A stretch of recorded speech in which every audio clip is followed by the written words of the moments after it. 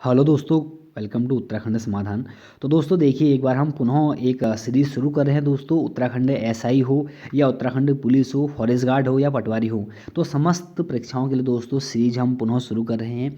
और उम्मीद है दोस्तों आप लोगों को यह सीरीज जरूर पसंद आएगी। और दोस्तों अपना सहयोग बनाए रखें, क्योंकि अब दोस्तों सीरीज कभी नहीं रुकने वाली है जब तक हमारा उत्तराखंड पुलिस और उत्तराखंड एसआई या फॉरेस्ट गार्ड या पटवारी का एग्ज़ाम नहीं होता है। कुछ कारण से दोस्तों आपके लिए वीडियो बीच में नहीं आ पा रही थी, कुछ मेरी भी समस्याएं थी दोस्तों। आप लोग सभी समझदार हैं, समस्याएं सबके साथ होती हैं। लेकिन दोस्तों अब मैं आपसे वादा कर रहा हूं कि अब आपको कंटिन्यू यह सीरीज़ दी जाएगी। तो देखिए दोस्तों, इस वाली सीरीज में भी हमारे 20 प्रश्न होंगे। अगर दोस्तों आपके 16 प्लस नंबर आते हैं तो दोस्तों आप बहुत अच्छी तैयारी में हैं। अब तो देखिए दोस्तों, आप लोग कहेंगे कि जो स्टार्टिंग करें उनके 16 नंबर कैसे आएंगे ना। तो देखिए दोस्तों, मैं ये नहीं कह रहा हूँ कि जिनके 16 नंबर आ रहे हैं वही बहुत अच्छी तैयारी में हैं। जो जीरो से शुरू करा दोस्तों, वो दोस्तों आने वाले समय में 16 नहीं दोस्तों 20 के 20 नंबर लेके आएंगे। तो दोस्तों चलो साथ बनाए रखें। तो शुरू करते हैं आज के इस बेहतरीन सीरीज़ को। दोस्तों बातें करने के लिए कभी हम एक नई या वीडियो आपको दूंगा लाइव, कभी आके आपसे बात जरूर करूंगा, आपकी समस्याओं का दोस्तों समाधान जरूर करूंगा। तो चलो शुरू करते हैं आज के कुछ महत्वपूर्ण प्रश्नों को। देखिए दोस्तों, आज का हमारा जो पहला प्रश्न है वह है दोस्तों कि हमारे हरिद्वार के किस घाट का निर्माण हमारी महारानी अहिल्याबाई ने करवाया था। तो देखिए दोस्तों, बहुत अच्छे प्रश्न है अपने आप में।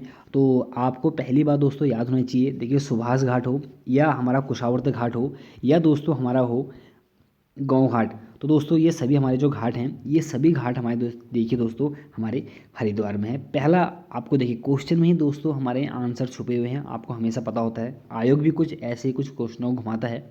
तो आपको पहला तो ये पता चल गया कि सुभाष घाट, गाँव घाट और कुशावर्त घाट ये हमारे हरिद्वार में है। जिसमें से देखिए दोस्तों हमारे जो महारानी अहिल्याबाई थी, इन्होंने हमारा कुशावर्त घाट का निर्माण करवाया था। और दूसरा हमारा प्रश्न है कि कालिदास की किस रचना में कनखल का उल्लेख हमें देखने को मिलता है। देखिए दोस्तों, कनखल जो कि हमारा हमारा हरिद्वार का एक उपनगर है और हरिद्वार के 5 तीर्थों में से भी हमारा यह शामिल है। तो जब हम बात करते हैं कि हमारे देखिए कालिदास कि किस रचना में कनखल का उल्लेख है, तो इसका जो सही हमारा आंसर होता है दोस्तों वो होता है सी, मेघदूत। और देखिए दोस्तों, अब यहाँ से क्वेश्चन ये बन जाता है कि अभिज्ञान शाकुंतलम में हमें उत्तराखंड में किसका उल्लेख देखने को मिलता है। तो इसमें दोस्तों हमें अभिज्ञान शाकुंतलम में हमें मिलता है कर्णवाश्रम का उल्लेख देखने को। ठीक। और चलो तीसरा प्रश्न देखिए दोस्तों आज का हमारा कि ऊपरी गंगा नहर की परिकल्पना किसने की थी। तो जो हमारा ऊपरी गंगा नहर है दोस्तों, ऊपरी गंगा नहर से पहला क्वेश्चन अभी हाल ही में शायद वीडियो बना था, पीछे से बना था क्वेश्चन कि उत्तराखंड की सबसे प्राचीन नहर कौन सी है। तो उसका आंसर सही था हमारा ऊपरी गंग या ऊपरी गंगा नहर। जिस हमारे गंगा नहर का निर्माण हमारे 1842 से लेकर दोस्तों हमारा 1854 तक चला था। तो 1842 से लेकर 1854 तक हमारा यह कार्य चला था। तो इसमें हमें महत्वपूर्ण चीज़ें देखने को ये मिलती हैं कि जब इसका 1842 में जो इसका हमारा इसकी जो परिकल्पना या इसकी सोच जो शुरू हुई थी दोस्तों, तो वो तो की थी दोस्तों वो थे हमारे ए थॉमसन, जो इसका हमारा सही आंसर है। उसके बाद दोस्तों देखिए 1842 से लेकर 1854 की मैं बात कर रहा हूँ। तो 1854 में लॉर्ड डलहौजी ने इसका क्या हुआ था हमारा उद्घाटन किया था, जो तत्कालीन हमारे भारत के गवर्नर थे। ठीक। उसके बाद दोस्तों अब हम बात करें कि देखो 1842 से लेकर 54 तक की बातें होती हैं। तो इसके बीच में जो इसका निर्माण किया था दोस्तों वो पीबी कौटले ने किया था। और इसीलिए दोस्तों हमारे पीबी कौटले को हम बोलते हैं आधुनिक भगीरथ। तो इम्पोर्टेंट नोट करते हैं दोस्तों कि आधुनिक भगीरथ के नाम से किसे जानते हैं, तो पीबी कौटले को। और दोस्तों ये कुछ हमारे महत्वपूर्ण प्रश्न होते हैं ऊपरी गंगा नहर से। और अंतिम क्वेश्चन बनता है ऊपरी गंगा नहर से कि हमारा ऊपरी गंगा नहर का जो जीर्णोद्धार था या आधुनिकीकरण कब शुरू हुआ था। उसका आंसर हमारा होगा 1983 1983 में। और चौथा हमारा प्रश्न देखिए दोस्तों कि भीमगौड़ा ना लिखा है, देखो भीमगौड़ा किस गोरखा प्रशासक के समय दासों का विक्रय केंद्र बन गया था। तो देखिए दोस्तों, जब बात करते हैं भीमगौड़ा किस गोरखा प्रशासन के समय हमारा दासों का विक्रय केंद्र बन गया था, तो इसका जो सही हमारा आंसर रहेगा दोस्तों वह है हमारा बी, हस्तिदल चौतरिया। अब देखिए दोस्तों, हस्तिदल चौतरिया बहुत महत्वपूर्ण एक हमारे गोरखा सूबा होते हैं। तो जिसमें हम बात करते हैं हस्तिदल चौतरिया के समय भीमगौड़ा हमारा क्या बनता है, गोरखों का प्रशासक का एक गोरखों के प्रशासन के समय दासों का विक्रय केंद्र बनता है। विक्रय केंद्र का मतलब दोस्तों है कि जहाँ पर हमारे उस समय पर दोस्तों कि अगर मैं कहूँ कि 10 या 20 या 30 रुपये में इंसानों को वहाँ पर आपस में बेचना एक एक आम बात थी वहाँ पर। तो ये कुछ महत्वपूर्ण हमारे प्रशासक हैं दोस्तों। आपको पता है गोरखा प्रशासन हमारा उत्तराखंड में कैसा रहा था। अगर मैं बात करूँ कि देखिए जोगामल कौन था, तो जोगामल हमारे उत्तराखंड में अगर मैं बोलूँ, सॉरी उत्तराखंड नहीं बोलूँ, कुमाऊँ में, हमारे कुमाऊँ में प्रथम सूबा रहे थे। ठीक। अमर सिंह थापा दोस्तों जो कि सर्वोच्च हमारे एक अधिकारी थे गोरखा शासक के। और जब बात करते हैं अमर सिंह थापा, तो अमर सिंह थापा को दोस्तों काजी की उपाधि से हमारा नवाजा गया था ना। और चौथरिया बम साहब देखिए दोस्तों, चौथरिया बम साहब हमारे कुमाऊँ में अंतिम हमारे क्या होते हैं, गोरखा प्रशासक होते हैं। और चौथरिया बमशाह ही दोस्तों हमारा देखिए, पहली बात तो चौथरिया बमशाह का शासनकाल कुमाऊँ में प्रशासक के रूप में, सूबा के रूप में हमारा सबसे अधिक कार्यकाल रहा था। दूसरी बात, चौथरिया बमशाह ने देखिए दोस्तों हमारे उत्तराखंड में, सर कुमाऊँ में बोलूँ, मैं उत्तराखंड कुमाऊँ बोलूँ, यहाँ पर ने पोस्ट ऑफिस व डाक चौकियों का निर्माण भी कराया था। और पांचवा प्रश्न हमारा आज का कि किस मुगल शासक ना, किस मुगल शासन ने हरिद्वार की यात्रा की थी। तो देखिए दोस्तों हमारे चार आपको यहाँ पर शासक दिए हुए हैं कि हमारे किस मुगल शासक ने हमारे हरिद्वार की यात्रा की थी। तो इसका जो सही हमारा आंसर रहेगा दोस्तों, वो रहेगा हमारा डी, जहांगीर। देखिए दोस्तों हुआ क्या कि जहांगीर 1620 में, हम पढ़ते हैं कि 1620 में ना, 1620 में हमारे जहांगीर होते हैं कि हमारे हरिद्वार की यात्रा करते हैं। तो क्वेश्चन एक बहुत अच्छा है, बन सकता है क्वेश्चन ना कि भाई हमारे किस मुगल शासक ने या जहांगीर ने कब हमारे हरिद्वार की यात्रा की थी, तो 1620 में की थी। और उसके बाद दोस्तों आपको ये भी ध्यान देना कि जहांगीर के शासनकाल में हरिद्वार में टॉम कायरट 1608 में आया था, जिसने हरिद्वार को कैपिटल ऑफ शिवा भी कहा था। अब देखिए दोस्तों हरिद्वार में गंगा मैदान में उतरती है, आपको पता ही है। लेकिन क्वेश्चन दोस्तों ऐसा मैं कहना चाहता हूँ कि क्वेश्चन ये है कि गंगा जल अपने रसोई घर में या अपने पीने के लिए कौन प्रयोग करता था। तो आपको याद होना चाहिए दोस्तों, अकबर और औरंगजेब और एमबीटी मोहम्मद बिन तुगलक, ये दोस्तों एक ऐसे हमारे शासक रहे थे, मुगल शासक दो थे। और दिल्ली सल्तनत में हमारे मोहम्मद बिन तुगलक, ये अपने लिए हमारे गंगा जल का प्रयोग किया करते थे।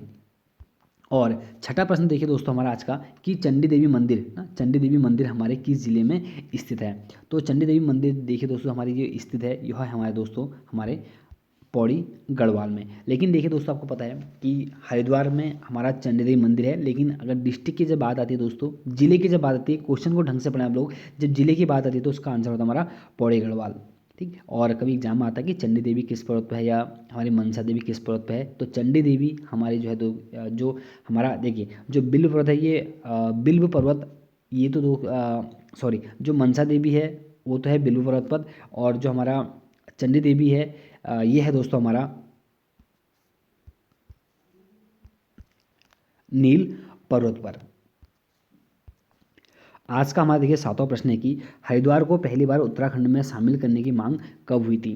तो देखिए दोस्तों हरिद्वार को जो पहली बार हमारे राज्य में, देखिए हमारा उत्तराखंड तो बना नहीं था, आपको पता है कि उत्तराखंड की मांग बहुत पहले से हो रही थी। तो उत्तराखंड में जो शामिल करने की जो मांग होती है दोस्तों, वो तो हमारी होती है 1987 में। फिर आपको पता है कि एक हमारा दिन आता है एक महत्वपूर्ण 28 दिसंबर, हमारा 28 दिसंबर 1988। तो उसमें दोस्तों हमारा क्या होता है कि हरिद्वार जिले का गठन कर दिया जाता है। लेकिन हरिद्वार को उत्तराखंड में शामिल उस टाइम पर नहीं होते, यो उत्तराखंड था ही नहीं, तो हरिद्वार को कहाँ से उत्तराखंड में शामिल कर लेते ना। तो बात ये थी कि हरिद्वार को उस समय पर हमारे सहारनपुर मंडल में शामिल किया गया था। लेकिन उत्तराखंड में शामिल करने की मांग सबसे पहले कब उठी थी, तो 1987 में ना। और कब शामिल किया गया, तो आपको ध्यान देना कि सहारनपुर मंडल में हमारे 28 दिसंबर 1988 को। और आज का हमारा आठवां प्रश्न देखिए कि राज्य के सांस्कृतिक धरोहरों का सूचीकरण कौन करता है। राज्य के सांस्कृतिक धरोहरों का सूचीकरण कौन करता है दोस्तों। तो इसका जो सही हमारा आंसर है दोस्तों, वह हमारा है डी, इंटेक। अब इंटेक क्या है दोस्तों, इंटेक हमारा क्या है कि Indian national trust for art and cultural heritage इसका पूरा नाम है। और हमारा नवा प्रश्न देखिए कि उत्तराखंड में जो नई पर्यटन नीति थी ये कब लागू हुई।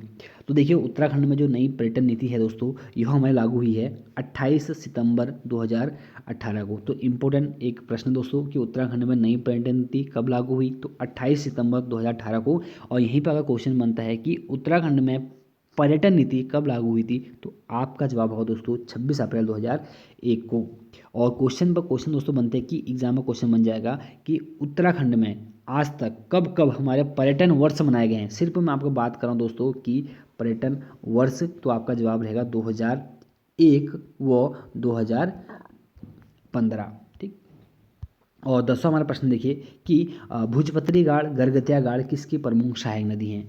ये कुछ महत्वपूर्ण दोस्तों सहायक नदियां हैं। भुजपत्री गाड़, गरगतिया गाड़, काला पानी गाड़, बैरल गाड़, ये जो भी दोस्तों में 4 प्रमुख सहायक नदियां हैं, ये हमारी जो सहायक नदियाँ दोस्तों, ये हमारी पूर्वी रामगंगा की।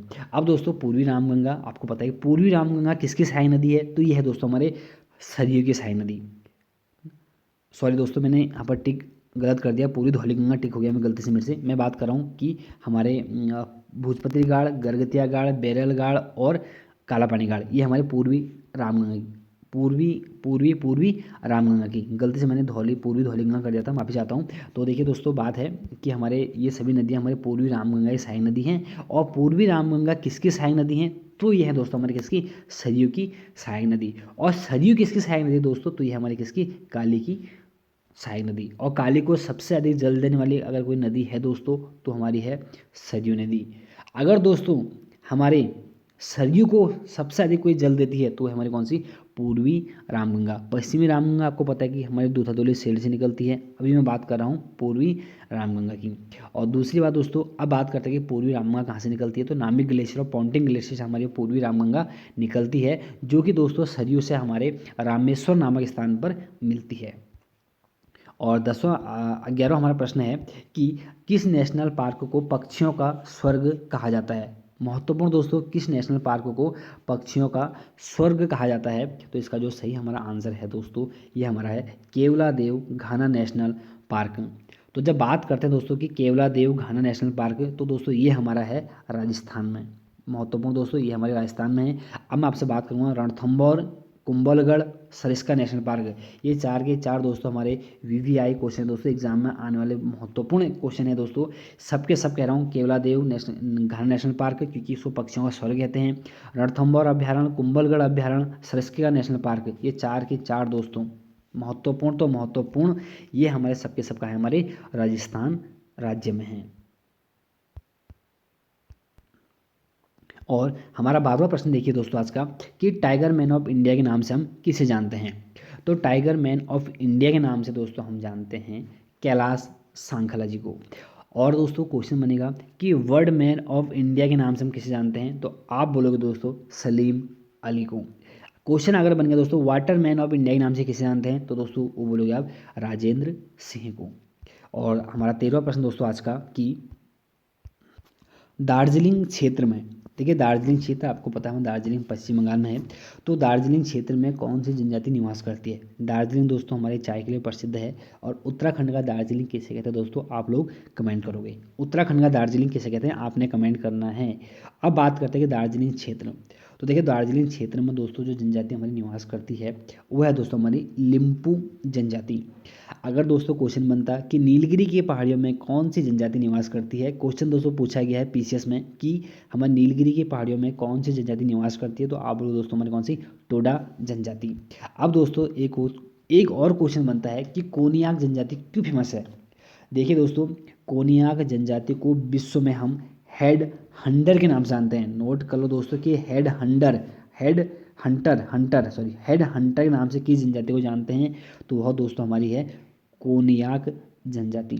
और कोनियाक जनजाति दोस्तों इसलिए फेमस है क्योंकि कोनियाक जनजाति को हमारे भारत, ध्यान देना दोस्तों, नोट कर लो, बेहतरीन कुछ क्वेश्चन है, कि भारत व हमारे म्यांमार की इनको दोस्तों नागरिकता प्राप्त है कोनियाक जनजाति को। और मैंने आपको बता दिया कि हेड हंटर के नाम से जो जानते हैं दोस्तों, हेड हंटर के नाम से ये हमारी है कोनियाक। अब दोस्तों की नायर जनजाति की फेमस है, तो दोस्तों नायर भी अपने आप में हमारी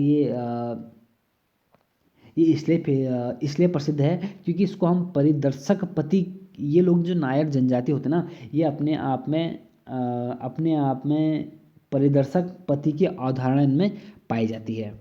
और हमारा 14वां प्रश्न दोस्तों, कि औरंगजेब ने किस सिख गुरु की हत्या करवाई थी। तो देखिए दोस्तों, औरंगजेब ने हमारे गुरु तेग बहादुर की हत्या की थी। ये महत्वपूर्ण दोस्तों क्वेश्चन है। आपको ये भी पता है दोस्तों कि गुरु अर्जुन देव की हत्या किसने की थी, तो दोस्तों वो की थी हमारे किसने, हमारे जहांगीर ने। तो दोस्तों ये महत्वपूर्ण प्रश्न है, आपको नोट करने हैं। 15वां हमारा प्रश्न है कि आगरा की जामा मस्जिद का निर्माण हमारे किसने करवाया था। तो देखिए दोस्तों, जो आगरा की जो हमारी जामा मस्जिद है, जो इसका निर्माण जो हमारा कराया था दोस्तों, वह कराया था हमारे जहाँ आरा ने। तो जहाँ आरा कौन थी दोस्तों? जहाँ हमारे शाहजहाँ की पुत्री थी। अब दोस्तों आपके माइंड में आएगा कि भाई अर्जुमंद बानो बेगम कौन है? तो दोस्तों अर्जुमंद बानो बेगम वही है दोस्तों, मल्लिका जमानी, जिनके नाम पर दोस्त जिनकी याद में हमारे शाहजहाँ ने ताजमहल का निर्माण करवाया था। अब दोस्तों मेहरुनिसा कौन है? तो मेहरुनिसा दोस्तों हमारी जहांगीर की पत्नी थी और जिनका हमारा नाम था दोस्तों नूरजहां। तो सबके सब दोस्तों महत्वपूर्ण है, आप लोग नोट इनको कर सकते हैं। और हमारा 16वां प्रश्न है कि निर्वाचन आयोग द्वारा मतदाता का फोटो युक्त पहचान पत्र कब उपयोग में लाया गया था? देखिए दोस्तों, बहुत अच्छा प्रश्न है कि निर्वाचन आयोग द्वारा जो आज हमारे पहचान पत्र में फ़ोटो होती है, तो वो फोटो युक्त जो पहचान पत्र दोस्तों ये कब से हमारे निर्वाचन आयोग द्वारा लाए गए थे? तो इसका जो सही हमारा आंसर होता है दोस्तों, वो है हमारा बी 1993। और हमारा 17वां प्रश्न देखिए दोस्तों कि बीजापुर लिखा है, देखो बीजापुर और गोलकुंडा को हमारे किस मुगल शासक ने, देखिए लिखा है कि बीजापुर और गोलकुंडा को मुगल साम्राज्य में किस मुगल शासक ने मिलाया था? तो देखिए दोस्तों महत्वपूर्ण एक हमारे बीजापुर दोस्तों आपको पता होना चाहिए, बीजापुर की स्थापना हमारे यूसुफ आदिल शाह ने, ध्यान देना नोट कर लो आप लोग, यूसुफ आदिल शाह ने 1489 में इसकी स्थापना की थी बीजापुर की। और वहीं पर दोस्तों जो गोलकुंडा है, इसकी स्थापना हमने की थी कुली कुतुब शाह ने, कब की थी? तो 1512 में। तो दो अच्छे प्रश्न हैं कि बीजापुर की स्थापना किसने की थी? हमारे यूसुफ आदिल शाह ने की थी 1489 में, 1489 में। और गोलकुंडा की स्थापना की थी हमारे कुली कुतुब शाह ने 1512 में। इन दो हमारे महत्वपूर्ण जो एक इनको साम्राज्य बोल सकते हैं या इनका शासक बोल सकते हैं, इनको जो हमारे मुगल शासन में मिलाया था दोस्तों, वह मिलाने वाले हमारे थे, उनका नाम था दोस्तों हमारा औरंगजेब। तो इसका हमारा सी आंसर सही होता है। और हमारा 18वां प्रश्न की देखिए कि VVPAT। अब दोस्तों आपको बताना चाहिए कि जो हमारा VVPAT हमारा क्या है? तो ये दोस्तों हमारा है, इसका नाम अगर मैं आपसे कहूँ कि voter verifiable paper audit trail, इसका जो हमारा पूरा नाम है। अभी क्या है दोस्तों, ये दोस्तों क्या होता है कि ईवीएम की जो हमारी जो ईवीएम की जो विश्वसनीयता कायम रखने दोस्तों इसका हमारा प्रयोग किया जाता था। तो क्वेश्चन लिखा है दोस्तों कि VVPAT की मदद से पहली बार चुनाव किस राज्य में हमारा हुआ था? तो इसका जो सही हमारा आंसर है दोस्तों, वो है हमारा है कौन सा? नागालैंड। अब दोस्तों हुआ कब था दोस्तों? तो ये हुआ था हमारा 2013 में पहली बार दोस्तों। हमारा जो ईवीएम की बात नहीं कर रहा हूँ मैं, VVPAT की बात कर रहा हूँ। तो इसका जो हमारा VVPAT को जो पहली बार हमारा अपनाया गया दोस्तों 2013 में। तो इसका सही हमारा आंसर होता है। और उसके बाद हमारा 19वां प्रश्न दोस्तों कि हमारे संविधान के किस भाग में निर्वाचन आयोग का उल्लेख है? तो देखिए दोस्तों, संविधान की अगर मैं बात करूं कि संविधान के किस भाग में हमारा निर्वाचन आयोग का उल्लेख है, तो इसका जो सही हमारा आंसर होता है दोस्तों, वह है हमारा भाग 15 में। अब देखिए दोस्तों, भाग 15 में हमारा क्या है? निर्वाचन आयोग है। ठीक। भाग भाग 17 में दोस्तों क्या है? देखो भाग 17 हमारा क्या? हमारा राजभाषा है। और भाग भाग 17 में राजभाषा, भाग 18 में हमारा क्या? तो आपात उपबंध है। और भाग 20 में हमारा दोस्तों क्या? तो संविधान संशोधन है। और आज का दोस्तों हमारा 20वां प्रश्न है कि 50 वर्ष पूरे होने पर हमारा कौन सा उत्सव मनाया जाता है, या 50 वर्ष पूरे होने पर होने वाले उत्सव को क्या कहते हैं? तो इसका जो सही हमारा आंसर है दोस्तों, यह है हमारा 50 वर्ष पूरे होने पर हमारा होता है दोस्तों कौन सा? हमारा स्वर्ण जयंती। और दोस्तों स्वर्ण जयंती आप इसको बोल सकते हैं गोल्डन जुबली। अगर क्वेश्चन देखिए 25 वर्ष पूरे होने पर कौन सा उत्सव मनाते हैं, तो आप बोलोगे रजत जयंती या सिल्वर जुबली। और 75 वर्ष होने पर कौन सा मनाते हैं, तो आप बोलोगे हीरक जयंती या डायमंड जुबली। अगर क्वेश्चन आ गया 100 वर्ष पूरे होने पर कौन सा उत्सव मनाते हैं, तो दोस्तों आप बोलोगे हमारा शताब्दी। और अगर क्वेश्चन आ गया कि 1000 वर्ष पूरे होने पर कौन सा उत्सव मनाते हैं, तो आप बोलोगे दोस्तों मिलेनियम या शताब्दी। तो देखिए दोस्तों, ये थे आज हमारे 20 प्रश्न। और उम्मीद है दोस्तों कि आपके अगर 16 नंबर आ रहे हैं तो आप बहुत अच्छी तैयारी में दोस्तों। अगर फिर कह रहा हूँ जिसके 16 नंबर नहीं आ रहे दोस्तों, वो उदास ना हुए, शुरू करें दोस्तों पढ़ना। अभी बहुत समय है, 5 से आपके पास 6 महीने हैं, आप एक बेहतरीन तैयारी अपनी कर सकते हैं। कौन कौन सी किताबें आपको पढ़नी है उत्तराखंड पुलिस के लिए, तो दोस्तों ये बहुत जल्दी आपके पास वीडियो आएगी। और उम्मीद है दोस्तों आपको आज की वीडियो ज़रूर पसंद आई होगी और मुझे उम्मीद है आप मुझे ज़रूर सपोर्ट करोगे। तो मिलते हैं नेक्स्ट वीडियो में। जय हिंद, जय भारत, जय उत्तराखंड।